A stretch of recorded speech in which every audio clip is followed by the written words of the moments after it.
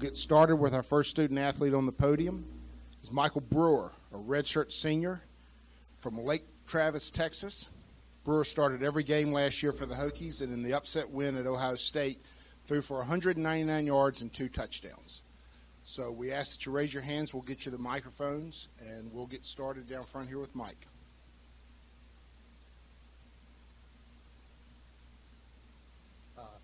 So we wanted to ask, obviously you played these guys last season. When you get ready for a moment like this, and you've played before, do you anticipate a dramatic change in game plan, or are you expecting that you know what they do, they know what you do, and kind of take it from there?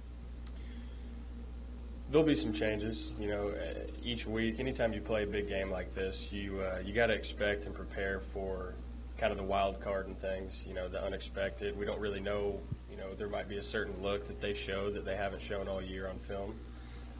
We just got to be prepared for that. But as a whole, they've done a lot of really good things. They've done a lot of little things really well, I should say. So we just got to prepare for what they do. They like to press their outside receivers and rush the passer. And they do a good job of getting after the quarterback and making you get rid of it quick. It's been tough for teams to throw the ball downfield because, you can't protect as long. So we got to be good in pass protection and smart with where we're going with the football. You had such a good performance against Ohio State last year, and then production dipped a little bit after that. Did you think it would be that easy early on and then maybe struggle after that? Was that a surprise to you, that a little bit of struggles afterward? No, I think that, it's just throughout the whole season it was kind of up and down. I got to stay healthy after this game, unlike last game. Got to stay upright, and I think that'll happen, with the knowledge that, that I've obtained over the off season with the protections and whatnot. I feel better about the chances of me staying up, and when there's an obvious look where I'm going to get hit, I can change the protection and take a hit off myself, or check a route and get rid of the ball instead of getting hit when I know I'm going to. So that's, those are just some of the things that you've heard me talk about, learning the offense and getting more in depth with it. How much did that affect you? I mean, I think Leffler kind of talked about residual effects from that game carrying over a little bit. Each week it doesn't matter. You got to get it done, but, not being 100% healthy, certainly, hinders you a little bit. And I'm looking forward to, having a different outcome this year, staying healthy each week and being productive. In terms of the atmosphere, we've heard all the hype about maybe the biggest game at Wayne Stadium. What do you anticipate it looking like, sounding like at Wayne Stadium, and how much are you guys looking forward to that atmosphere? It's going to be great.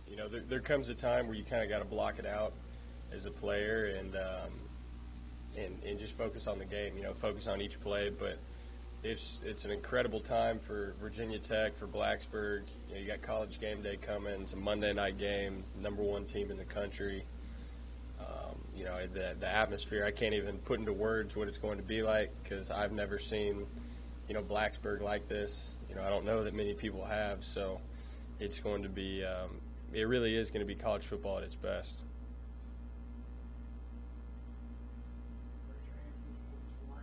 Questions?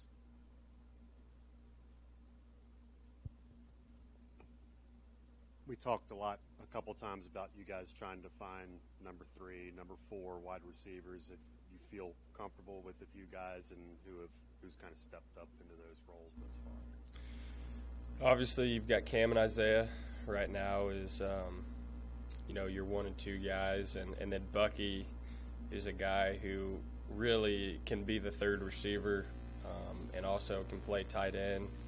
Whether he's got his hand in the ground or he's standing up in the pass game. So he can do, both for us.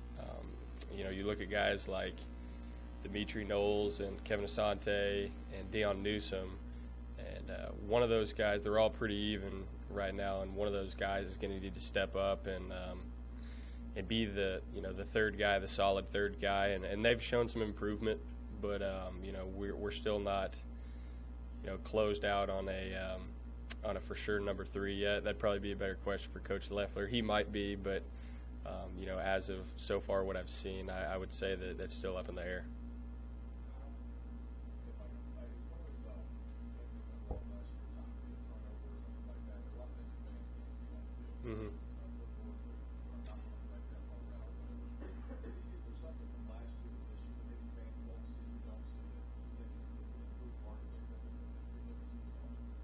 Yeah, and I know I've hit it a couple of times. It seems like every time I talk to you, you guys ask me, and I just say just the knowledge of the offense. But it's true. It's true for every position. The receivers and I have to be on the same page. When they're supposed to be running a 12-yard route, they got to be at 12 and not 10, or else it messes the entire spacing of the play up and the timing. So, I got to take 3 steps on rhythm instead of 3 steps in a hitch, to marry up with their route. Everything ties together, and with there being so many young guys last year and me being my first year in the offense, it seemed like there was constantly hiccups in each play that don't really seem like a big deal, and a fan won't really notice watching on TV. But you get in the film room and you say, oh, okay, well, this is why that happened. We got to get that corrected.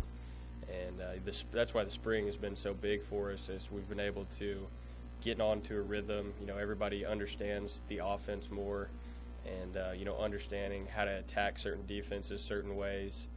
And I think the fans will see a vast improvement in production, moving the football, and also a decrease of turnovers.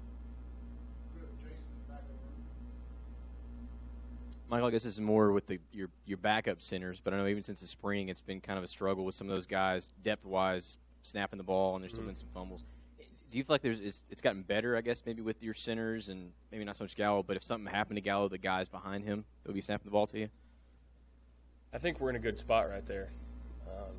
Any position, we got to have guys step up if somebody goes down. That's just the way, football is. That's how this game is. We're not going to stay 100% healthy at every position throughout the year. I wish we would, but, the harsh reality is that's not going to happen. And so, at the center position, we've got 2 guys that, are quality backups right now that, I would feel confident, sending them into the game, and I think the coaches would too. So we just got to have that at every position. We got to have guys, continuing to stay in it mentally and be ready to play whenever their number's called. Even just on the whole line, Michael, I know there's been some shuffling around guys. Do you feel pretty confident with that just the line as a whole in front of you? I do. We've got some guys. There has been a little bit of shuffling, but those guys, they're going to get it done. We've got confidence in them. I've got confidence in them. They improved a lot during the spring, and then in camp, really took the next step, and that's what we needed them to do. And, I feel confident in them, and, I'm going to try to help them out as best I can with getting them into the right situations with pass protection. You spent time at another university when you were at Texas Tech. Did they have a system where players were fined? So much was made of that this last week. Did you guys have that at Texas Tech? Is that kind of common? No, we did not have that. And, I was never fined for anything since I've been here. So, I don't really, have anything to say about that topic. That'd probably be a better question for, Babcock or Coach Beamer. Any other questions for Michael? Thank you very much. Appreciate it. Yep. Maddy, he's a redshirt senior defensive tackle from Delray Beach, Florida. He's a 2-time All-ACC selection, and this preseason has been named to both the Lombardi Award watch list and the Danny Werfel watch list. Once again, raise your hands. We'll get you the microphones, and we'll get started with Luther.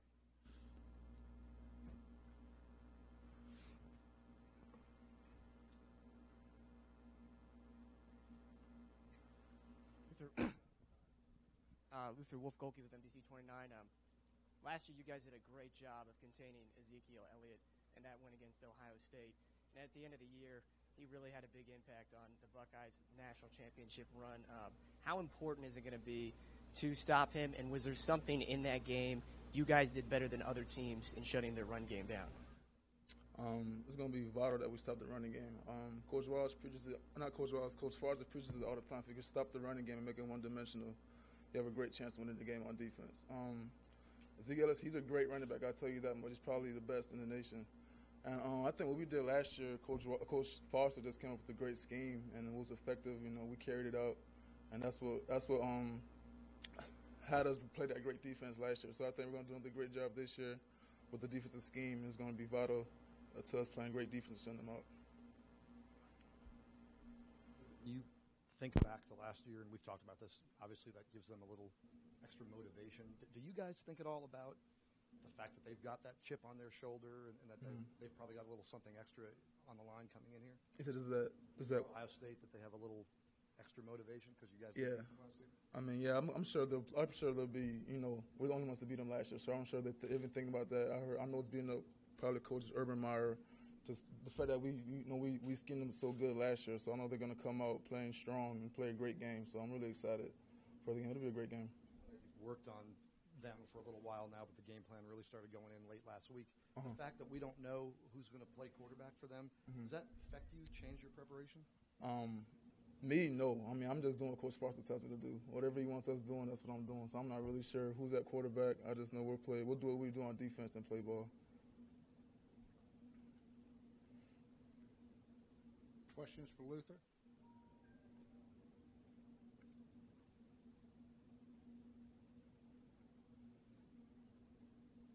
Luther, it seemed like last year, a lot of guys were in sort of a nothing-to-lose type mentality going up to Ohio State. After beating them last year, how do you kind of recapture that sort of attitude to play a team that you beat in the past? We capture what attitude? It seemed like a lot of guys referenced a nothing-to-lose type attitude when you went up to play Ohio State last year. Can you recapture that after beating them?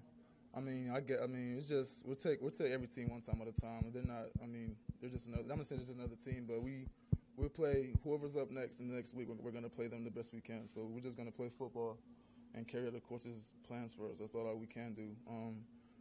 We just play football. That's all I can say. We're not really gonna treat them any different than any other team just because we beat them last year or whatever. We're just gonna play ball. Just talk a little bit about how the environment and the atmosphere leading up to this game is going to impact you guys. I know on the defensive side you should expect it to be loud. Just kind of talk about that and how much does that boost this defense, or how much does that feed into you guys' energy? Yeah, as we all know, it's one of the most anticipated games probably in Tech's history. So, well, I mean, we've taken notice to that, but we don't get too high, we don't get too low at any time. So we're just trying to stay medium level, as Coach Beam says all the time, and just, carry out what we've been doing in practice and just play them the best way we can. They're a great team. We're a great team, so I'm just looking forward to that matchup. I think it'll be a great game, especially for the fans. I expect them to be there playing, cheering us on real loud. It's going to just be an exciting Monday night.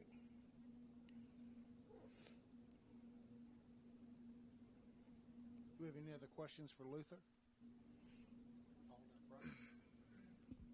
Hey, Luther, Paul Woody, Richmond Times-Dispatch. Do you have any thoughts on this fine situation story that's been swirling around here, and have you ever been fined? I haven't been fined. I don't really know much about it. I just let Coach Beam and Coach Whit Babcock, talk about that. I'm just, here to talk about football, really. I don't really have much insight on the fines.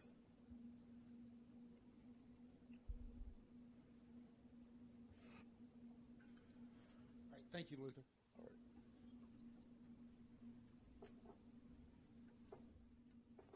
All right, our last student athlete on the podium today is Ryan Malleck. He's a redshirt senior tight end from Point Pleasant, New Jersey. He's a preseason Mackey Award watch list selection. He caught 6 passes for 64 yards last year in Tech's win over Ohio State. So once again, raise your hands. We'll get you the microphones, and we'll get started with Ryan. Hey, Ryan, as you prepare for an opponent that you've played and beaten, do you anticipate dramatic changes in their game plan, or do you kind of feel like you know what they do, they know what you do, and it's about executing? How do you look at that? Yeah, I think it's about executing. Last year's game has no bearing on this year's game. We need to play our best to win this ball game, and we just need to execute. Michael Brewer was in here a little bit earlier talking about just kind of how beat up he was after that Ohio State game last year. What do you remember of how just kind of the beating he took in that game, and how do you think that affected him immediately afterward? Yeah, it's a tough game we play. I mean, you're going to take some hits here and there, and just hope we can minimize those hits on them this year. Did you see that affect him at all in games after that? No. I don't think it affected him. We'll go to Jason in the back of the room.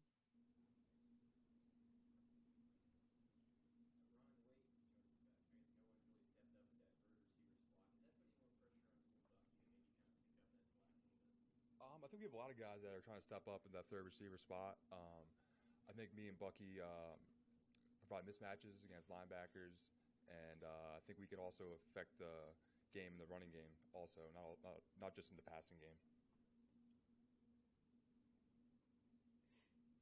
What are some things that Ohio State does well defensively? You know, if I asked you to kind of give us a quick and dirty scouting report, what do they do? Yeah, Ohio State is ranked #1 in the country for a reason. They have a bunch of talent. They're physical. They're quick.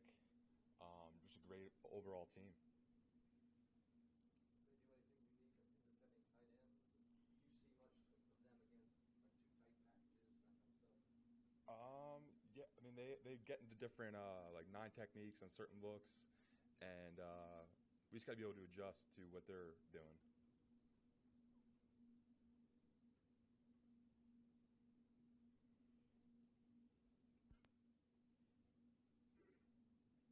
Ryan, can you go a little further into what you guys, when you and Bucky are on the field together, just how versatile and multiple that makes you out there? When considering he's being asked to do so many things, do you even really think of Bucky as a tight end when you guys are out there together? Yeah, I mean, I think he's a physical dude. He's not just a guy that's going to stretch the field. I think he gets involved in the running game with me, and I think we'll be able to provide some mismatches against the defense.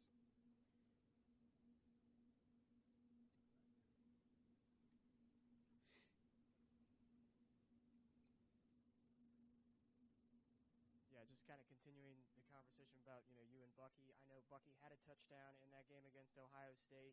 Will you guys try to get, run more 21 and 11 personnel to kind of to create mismatches? Do you guys see that as something that you can exploit in their game plan? Yeah, I think we're gonna put the best 11 on the field, and I think me and Bucky provide mismatches, and I think we'll have a good opportunity to make some plays in this game, and we're just gonna be able to capitalize and execute the game plan.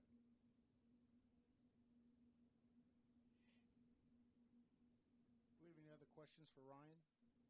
Mike? What do you anticipate from the atmosphere? There's been so much hype about this game, and obviously people are talking about. What do you expect Lane Stadium to be like? We have an excited weekend here in Blacksburg. We have a concert on Sunday, and also the game on Monday. We have school was canceled on Monday, so it's pretty cool. And we're expecting a big turnout, and we're going to need the fans all night. You guys going to the concert, or was that No.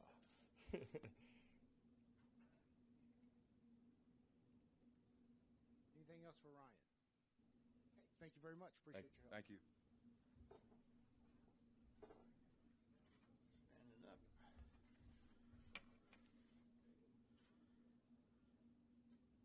Ready to roll?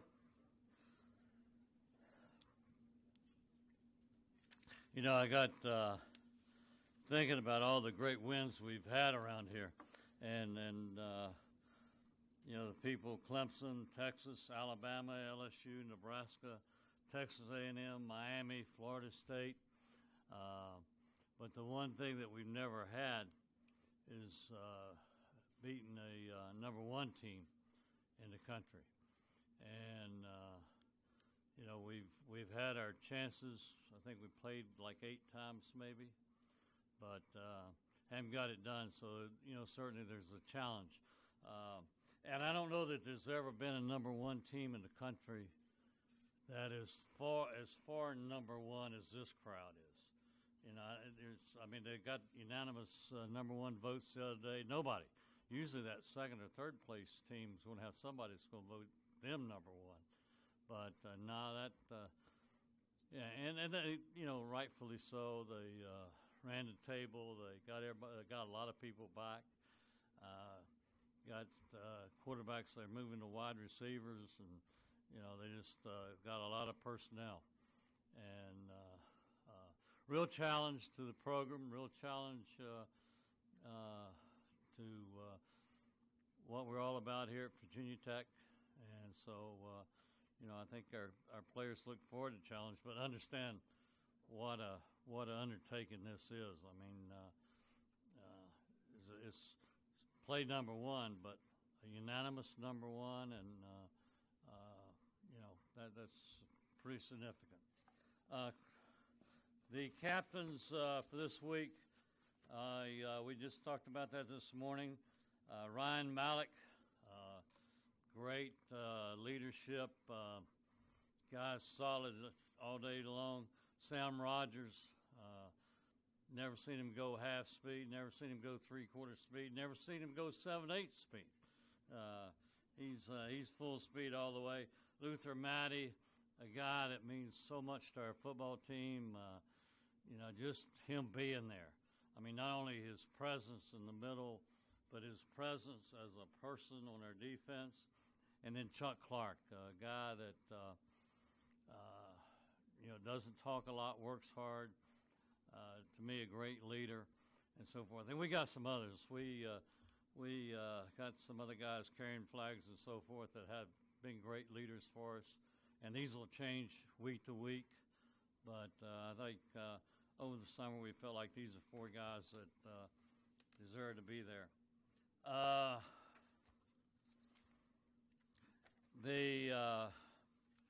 On our helmets, you guys probably have seen the deal.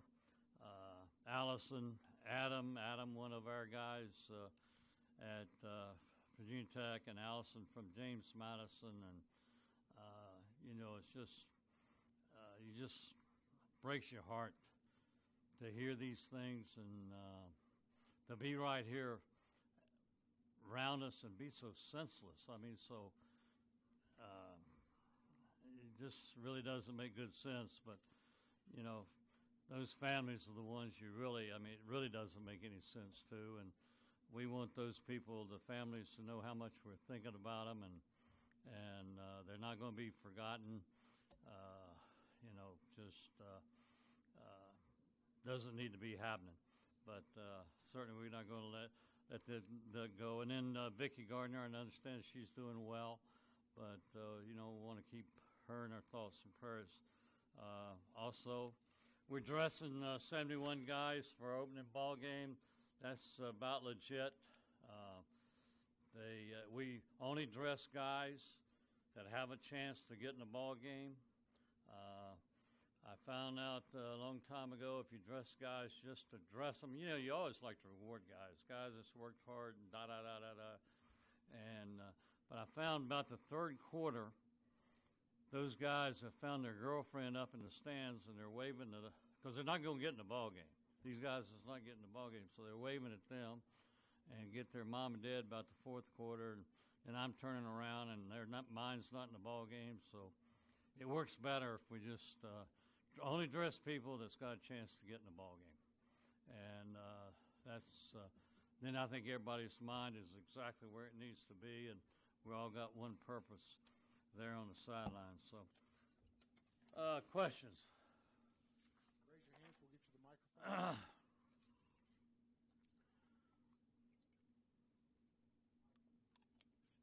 When you think about Ohio State, the success you had last year, do you anticipate a dramatically different game plan from them this year, or do you think you know what they do and they know what you do, and you kind of take it from there?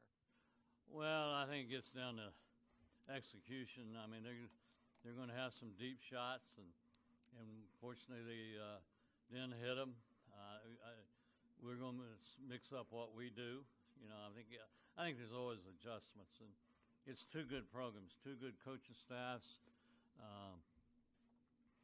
There's going to be some adjustment both ways, but it still gets back to execution and who can they hit the long play and can we stop the long play.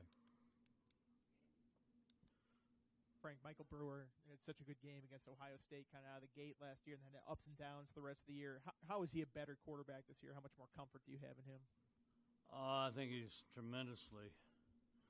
You think about what he had going into that ball game, and for us to come out ahead. Of course, they had a lot of young guys too, but we had a lot of young guys, and two receivers that just barely been on campus for preseason practice, and it's just a lot of new people on the field. But we got some big plays, big breaks, and that was kind of the difference in the game. And but I think, I've said this a million times, I don't worry about Michael. I worry about people around Michael. And if those people uphold their end of the deal, Michael will be just fine. He knows what he's doing. He smart. He's going to get you in the right play, get you out of a bad play, get the ball to the right guy quickly. I think that is a little bit of difference, getting it to a guy and giving him the ability to run. And it's two things: get it to him on time and get it to him in the right location. I think he's much better at that. And so, I think he'll be fine. We just got to be able to get our running backs going, keep it unpredictable. The wide receivers make some plays when you got a chance, and I think that if we're okay around Michael will be fine. He spoke about kind of getting beaten up in that game last year, just physically.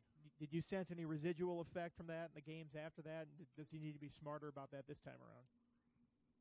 Nah, I mean, not that I could do. I think Mike's tough, and he understands about protecting himself and when to go for it. And like Tyrod last night, turned that corner and went to the end zone.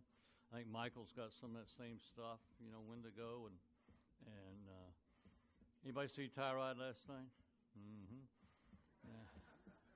I got a picture there. Somebody sent me a picture. He and Michael, when they played the other night, facing off before the game there. So that'll be a picture I'll get up on my wall.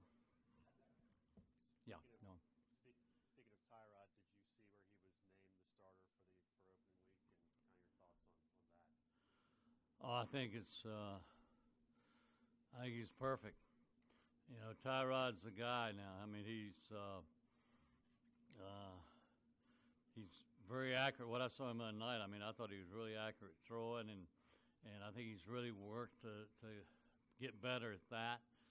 And he's smart as far as when to pull it down and go, and he's a threat. I mean, he's not just a go; he's a threat. And so that's the kind of quarterback I like to play with. And I think more and more of those NFL people are getting the same way, too. They used to stand back there and just throw it. But there's not many that just stand back there and throw it anymore. Ezekiel Elliott, you've seen many 225-pound backs over the years, but that's a pretty big kid. He only had 8 touches against you last year. That's probably because you got him down early, I guess, in the first half, and he had a big run in the third quarter. What do you see out of him? Does he remind you of anybody that you faced? Well, he's very, very good, big and tough, good. Coming down the stretch, he was really instrumental for those guys. During that championship run, I mean, he was big, and you expect him to carry right over. And this game this year and that game last year are different in a lot of ways, and that's one of them. I mean, where they were as far as their personnel and where we were as far as our personnel. But we got to tackle the old boy. That's the only thing I know. Swarm him and tackle him. I have 2 questions from your old friend Mike Harris. Yep. He wants to know longevity and how long you've been doing this. What are some of the keys to you being able to do this at one place so successfully for such a long time? Having good sports writers around me. Yeah. I've been fortunate. You look at my story and administration at 291, they kept you around. I mean, that's a minor miracle right there. And but I think I understand people. To me, it's a people business. And I know it's about football and X's and O's, and I understand that part of it. I got good coaches that teach a lot of that side of it, but I deal with people a lot, and I think that's the, as in most businesses or successful operations, I think it's a people business, and how those people respect and care and like each other goes a long ways to you have success at the end. That's the way I believe. And he also wanted to know, will we see this again, or are you kind of the last of this breed, and with the new way the game is, it's too hard? Will this not happen again? I think, of course, I didn't run into this. They don't pay me very much here, so my salary is not an issue. But I think the pay scale's got way too high. Not that it's wrong. Trust me. I mean, I think it's open market there, and what you're worth, that's what you should get. But when people pay you a lot, they expect results very quickly, and they don't. They probably wouldn't go through a 2-8-1 season after whatever year it was. So I think it'd be hard to do it again. I'm not saying it can't be done, but I think it'd be hard. Coach, just talk a little bit about the atmosphere for this game and how that's going to sort of play maybe into your advantage and how you can kind of use that as energy for against Ohio State. Well, the thing is once, and I don't know ever how long happening. I mean, how often do you have the number one team in the country by far, unanimous, coming to your place on national TV, the only game on? How many times does that happen? And it's not very often. And I think our fans understand, hey, it's kind of a, if you want to be a part of it, you better jump on in there because it may not come around for a while. But with that, it's important. But I keep, I want to make sure too, it's not the end all. It wasn't the end all for both of us last year. And there's a lot more football to be played. ACC games are important to us, but there's just not many opportunities come around, like like Virginia Tech's going to have Monday night, and and it's all about, I think Virginia Tech coming off well too, our fans and their support, and there's going to be a deal in there about the university and what a great university we got here at Virginia Tech. So, to me, as long as we can play well, everybody wins in this thing. Now, if we stink the place up, then, that's not good. Yep. Coach, sorry to veer away from Ohio State. Would you mind explaining and clarifying what went on with fines involving players here and what the situation is now? Well, I think Witt explained that the other day, had the statement, and I just refer you back to that, and that's over and done with, and we're approaching Ohio State right now. Thank you. Pardon me? Am I? Nah. I'd like to. Huh? Yeah. What is that? Sunday? I might. Sure. I like Brad Paisley.